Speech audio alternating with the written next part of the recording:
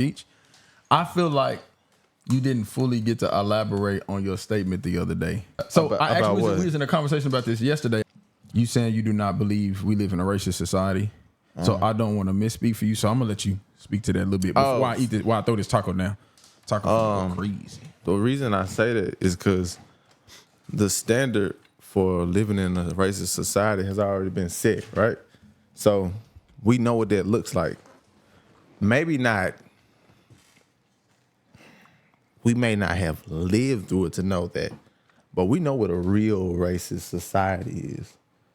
I feel like we should. I mean, we all learned about it in school and stuff like that. And some of us may even have actually lived through that.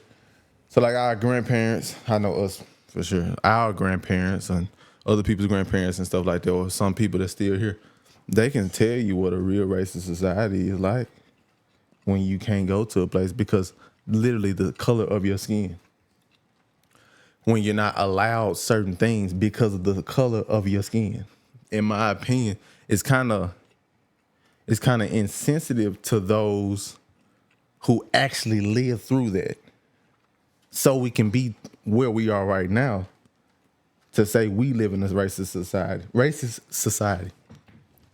So, in my opinion, in a racist society, I probably would have just about nothing that I have right now because I couldn't go to a white car lot. I couldn't live in a white neighborhood. I couldn't go to white stores. I couldn't work at white stores. You know what I'm saying? Like it's so much stuff that we're allowed to do in this day and age that so many people weren't allowed to do. Now, are there racist people? Yes. They're going to be racist people to the day this earth ends. This is the thing I'll say about that one statement. But yeah, I just wanted to let you kind of get your thoughts out just so you could do it. You're always going to hear, but look how much you got. You should be grateful. You're always going to hear that. That's always going to be. That's fact. What things within a racist situation are said to you. You know, you got this now. You should be happy. Isn't that enough?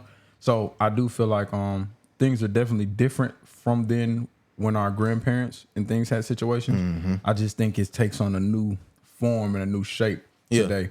Actually, there's a few different movies I think that'll be really good to look at for us on this. What was the movie with Janelle Monáe in it? It started with the A. It was a crazy movie. And this is it's fictional. What was the movie with Janelle Monáe in it? And it's just from a fictional sense, but not from like a something that's actually happened. And this, I mean, just like with anything, it can always be better.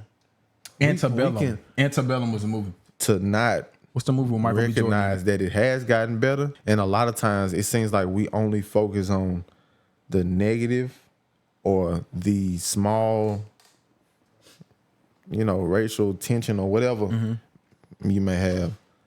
That's just like, to me, it's insensitive. Especially because we about to go into a time where the people who actually live through that, they finna be gone. The people who actually live through, a literal racist society. I just don't know if I could say that we don't live in a racist society the same way that, and this is not even from the standpoint of me saying things haven't excelled or progressed. If, right, you're drinking a bottle of water and you knew that there was one drop of poison in that bottle of water, although that you have a full 2 liters worth of clear water, you still would not say this is clean water. That's a fact. And for that reason, I would say it's kind of hard to not say that it is not that way in general. Even if we say we live on this block and it's only one person there, that would still be racism within the environment that we live in. But see, but at the same time, it doesn't mean everybody's racist. Because, me and you both know, we know some excellent white people. You know what I'm saying? We know some great, we know some excellent black people. We know some terrible black people. Yeah. And we know some not so good. And this goes for any race. So obviously, I don't necessarily take one action from somebody and put it on the entire culture when we say that we live in a racist society. But it's just, as long as there's going to be different skin colors, I think I actually could see it always being some form of a conversation. And even going into that is why I'm unapologetic about the name we have, Everyday Negroes, right here on the channel. Because we all know that that's one thing about ourselves that we will not be able to change. So us just saying, hey, Everyday Negroes, like, I feel like it helps open up dialogue and conversations, not only within our race, but within other people who may or may not know much, people within our race or whatever the case may be. So, and then, yeah, people don't like your name. And then sometimes people don't like you being proud about who you are either. That's a fact. Which is another thing. It's kind of like, man, just make videos, but don't tell us about, you know, the fact that you're being black. It's like, I can't wash it off. Yeah. This ain't gonna come off. Yeah, and I have never tried either. Well, I can't Michael Jackson myself now. Yeah. But I mean, I get what you saying. I get where y'all coming from. Oh. I just feel like to say our world is racist, that doesn't make sense to me. Are there some racist elements to it? Of course. The foundation has already been set. So subconsciously, a lot of people have racial thoughts in their mind. It's just. So hold on. You made a good point though.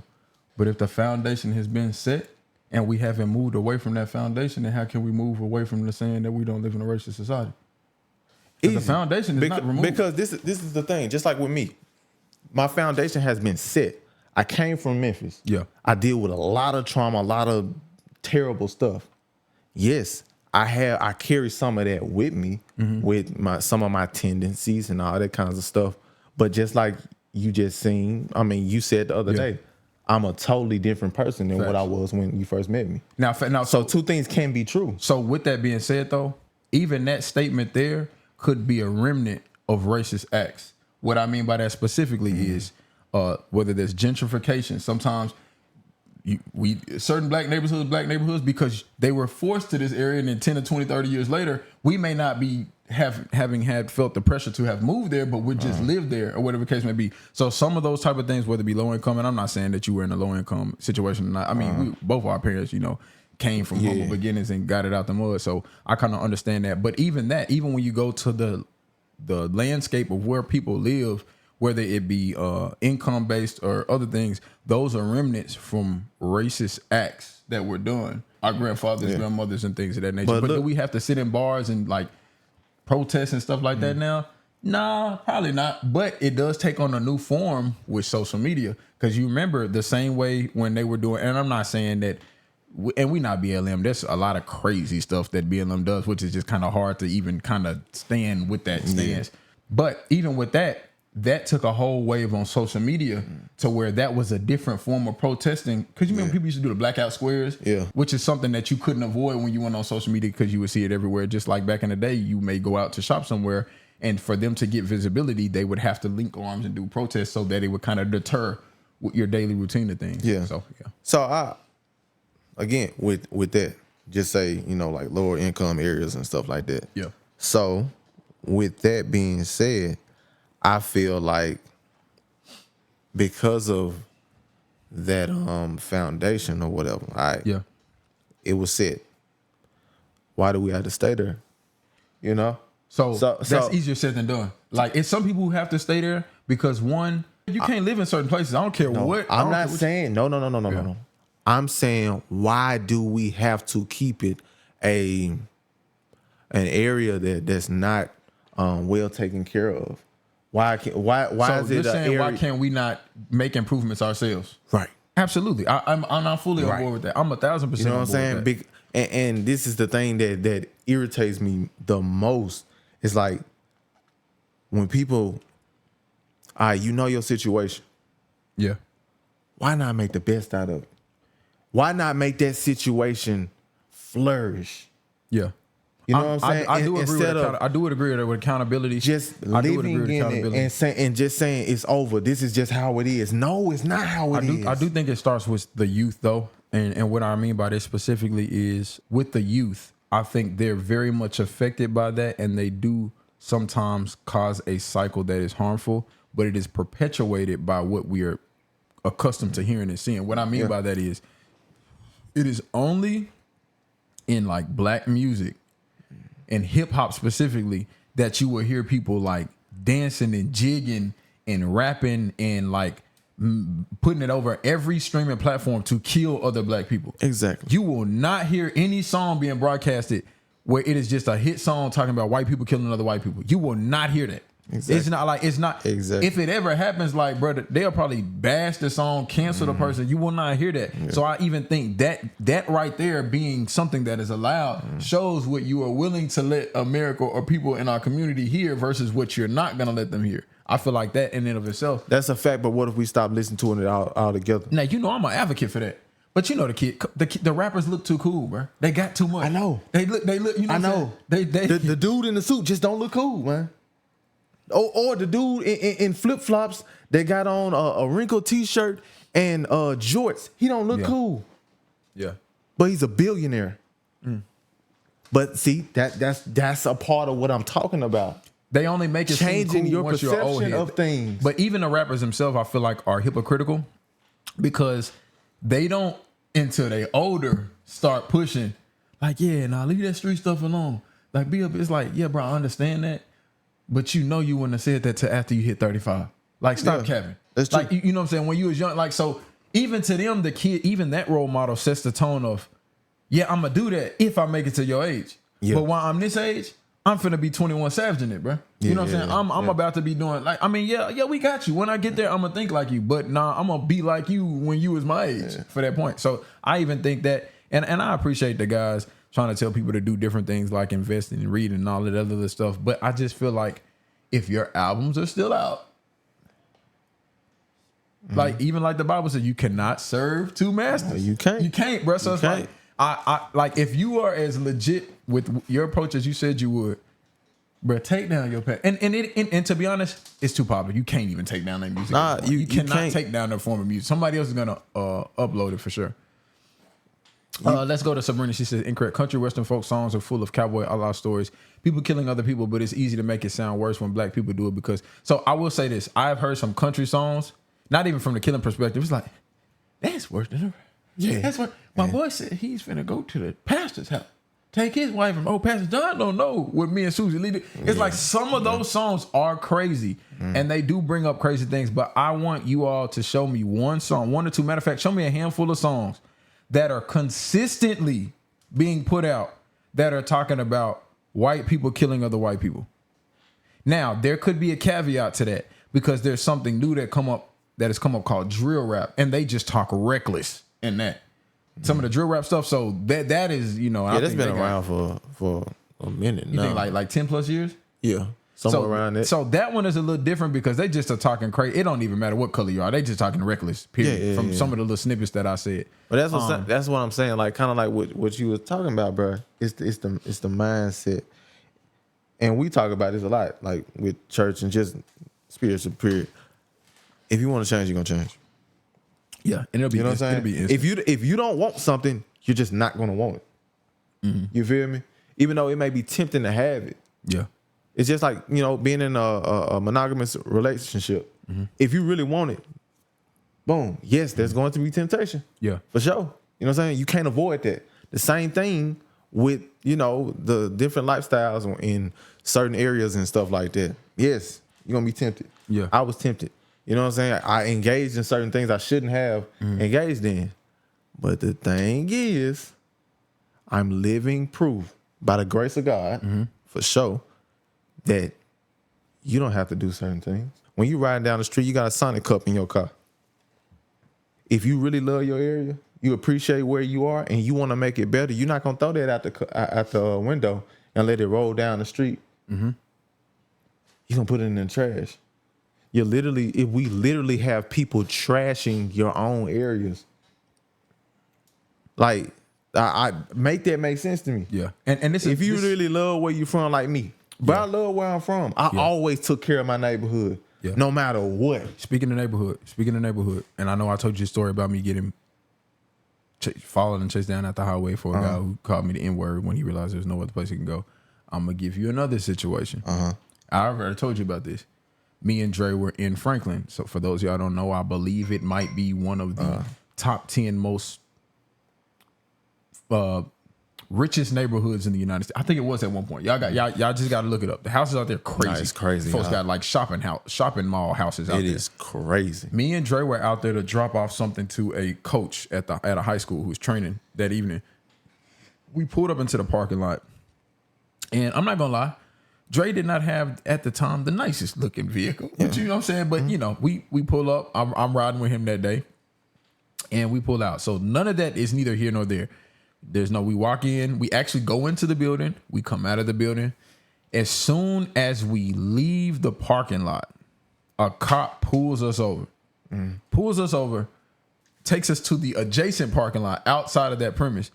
And then like 5 or 6 other cops pull up behind him. And I'm like, I'm already knowing, I'm like, this ain't, what's going on? So then the cop goes to Dre's door and I'm like, he's a driver, of course he's gonna talk to him.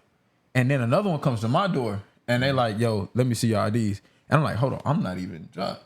Dude, let me see your ID.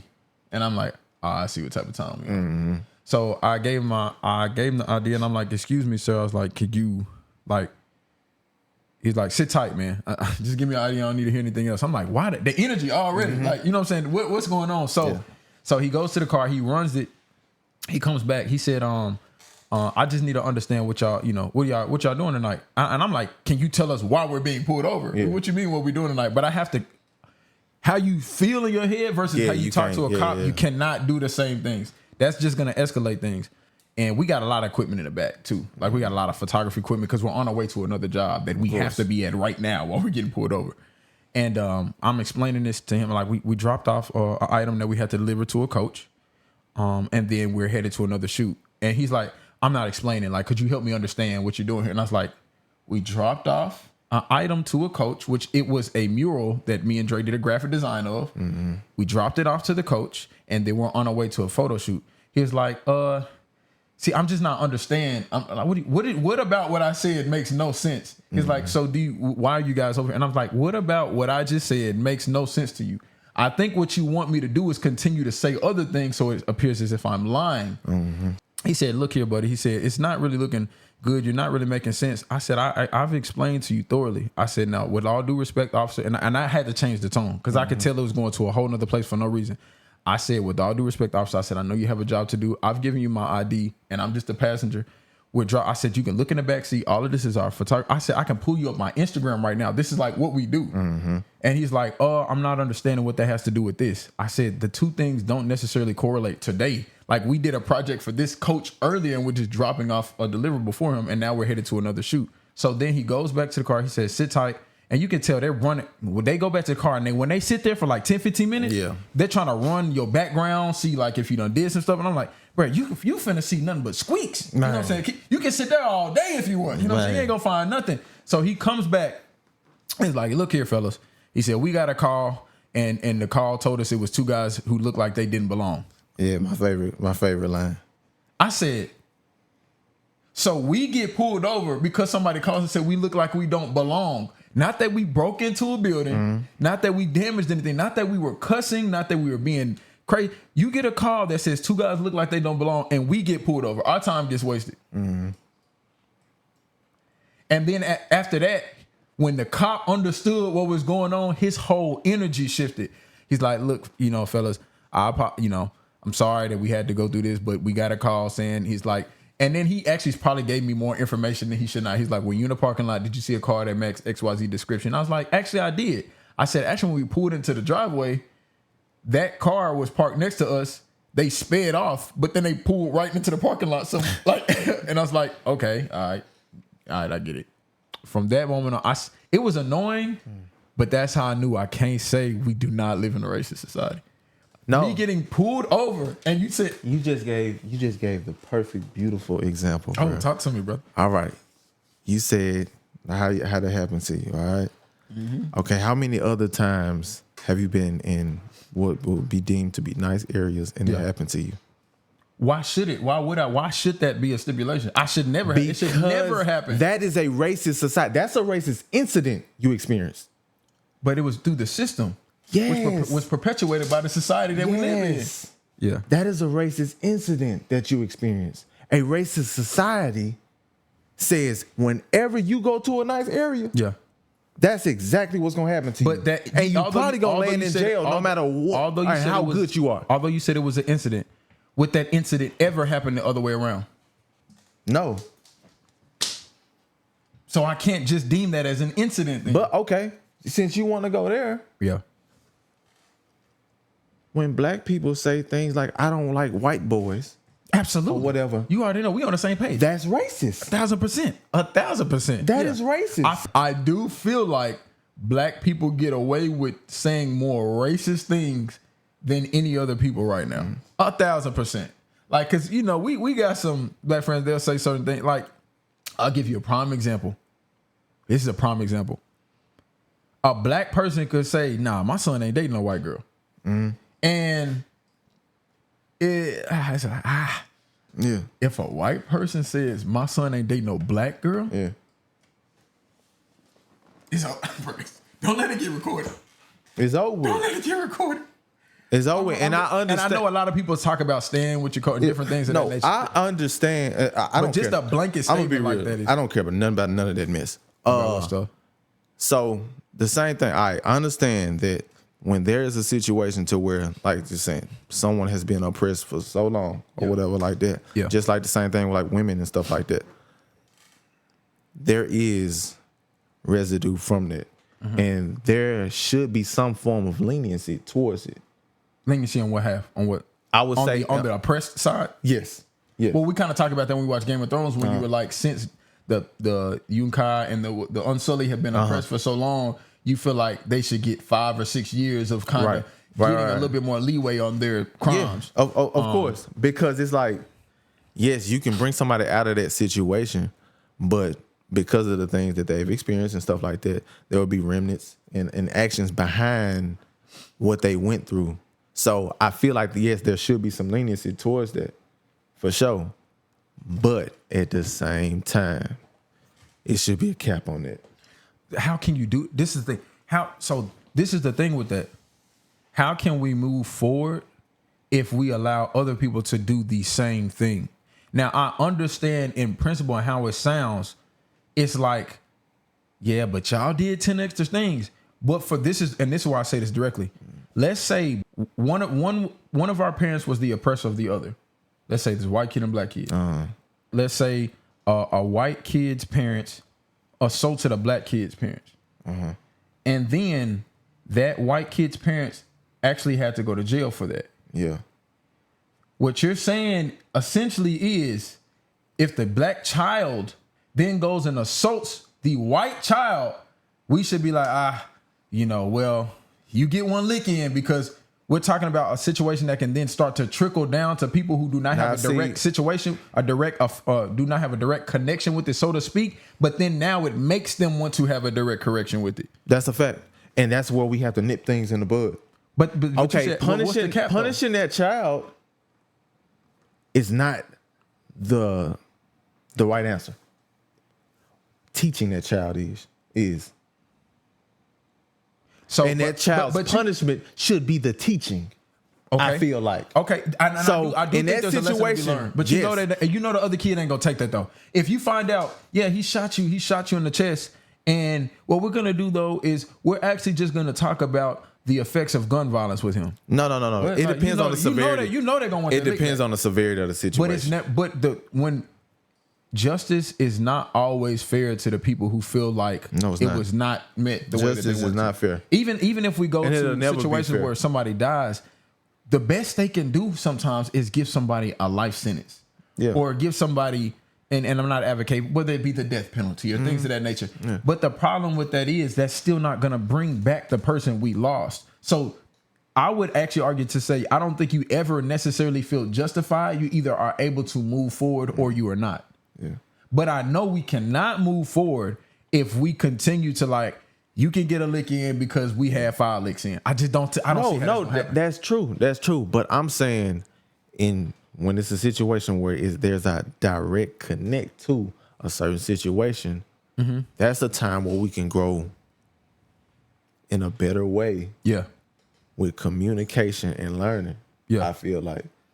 Kate asked the question, is somebody calling a person a cracker or whatever, is that the same as getting called the N-word? All right, basically, that's the premise of the question. Good question. Right, so it's not the same thing, but it's the same intention behind it. So, yes, there's more strength behind the other word because there's more history behind it. But it's the same intention. It's the same amount of hurt because, all right, y'all were doing this to us, saying this to us. We got to make up one for y'all.